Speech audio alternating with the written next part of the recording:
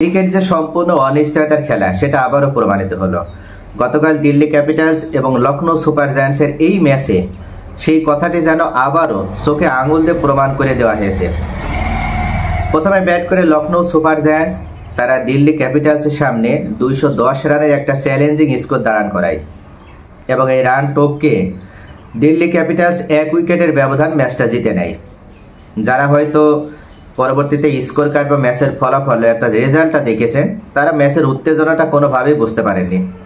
তারা মনে করেছেন যে ম্যাচটা দিল্লি ক্যাপিটালস হয়তো যেভাবে খেলার দরকার সেভাবে তারা খেলেছে এবং টার্গেট ওয়াইজ তারা ব্যাটিং করেছে এবং শেষ পর্যন্ত তারা 1 উইকেটের ব্যবধানে ম্যাচটা জিতেও নিয়েছে। তবে আসলে কি তাই? দিল্লি ক্যাপিটালস যখন ব্যাটিংয়ে আসে তখন 65 রানের সময় দিল্লি ক্যাপিটালসের 5 উইকেট হারিয়ে যায়।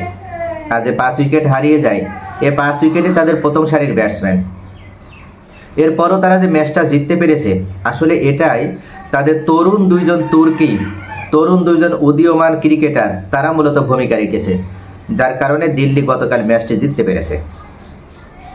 প্রথমেই ব্যাট করতে নেমে লখনৌ সুপার জায়ান্টসের নিকোলাস পুরান এবং মিচেল মার্শ দুজনে অনবদ্য 2টা ইনিংস খেলেন।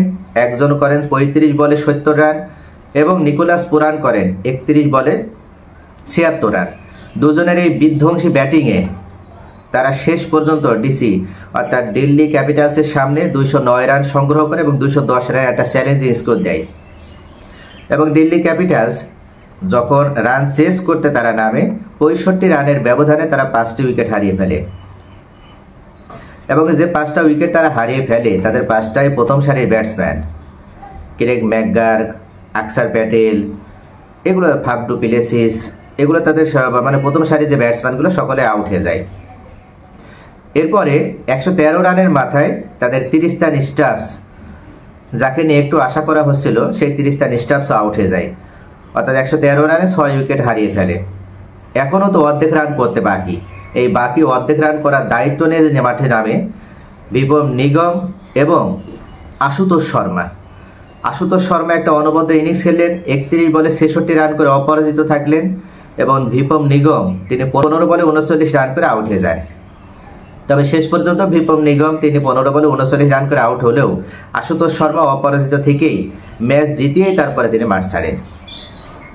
সত্যি ক্রিকেট অনিশ্চয়তা, ক্রিকেট নিয়ে কখনো কোনো ধরনের প্রেডিকশনে যে কাজে লাগে না সেটা আবারও গতকাল প্রমাণিত হয়েছে এবং যার কারণেই দিল্লি ক্যাপিটালস তারা লখনৌ সুপার জায়ান্টকে 1 উইকেটের ব্যবধানে হারিয়ে ম্যাচটা জিতে নিয়েছে। এ ধরনের ম্যাচ দেখার জন্যই তো দর্শকরা টিকিট কেটে তারা মাঠে ঢোকে এবং সময় অপচয় করে এবং ক্রিকেটকে এনজয় করতে যায়। আর এ ধরনের ম্যাচই আইপিএলে এবারে যে প্রথম তা নয়, তবে গতকাল 2025 সিজনের প্রথম যে ম্যাচটি দিল্লি ক্যাপিটালস এবং লখনৌ সুপার জায়ান্টসের মধ্যে হয়েছে এই ম্যাচটির মাধ্যমে আসলে আবারও প্রমাণিত হয়েছে যে কখনও কোনো দলকে আগে থেকে বলে দেওয়া সম্ভব নয় যে এই দলই ম্যাচ জিতবে। যেমন এক সময় প্রেডিকশনে দেখা ছিল যে লখনৌ সুপার জায়ান্ট 97% তাদের জয়ের আশা বা জয়ের সম্ভাবনা এবং দিল্লি ক্যাপিটালসের মাত্র 3%। সেখান থেকে দিল্লি ক্যাপিটালস ম্যাচটা জিতে নিল। তার মানে এটাই যে প্রেডিকশন যেটাই করা হোক না কেন আসলে ক্রিকেটীয় যে শক্তি, তরুণ যে ক্রিকেটার রয়েছে তাদের ভিতরে যে প্রতিভা রয়েছে তারা এই প্রতিভাটা মেলে ধরার সুযোগ পাওয়াতে এবার আইপিএলে তারা সত্যি অনবদ্য ইনিংস খেলার মাধ্যমে গতকাল যেমন আশুতোষ শর্মা এবং ভিপম নিগম খেললো তাদের 2টা অনবদ্য ইনিংসের উপরে ভর করেই দিল্লি ক্যাপিটালস লখনৌ সুপার জায়ান্টসকে হারিয়ে দিল।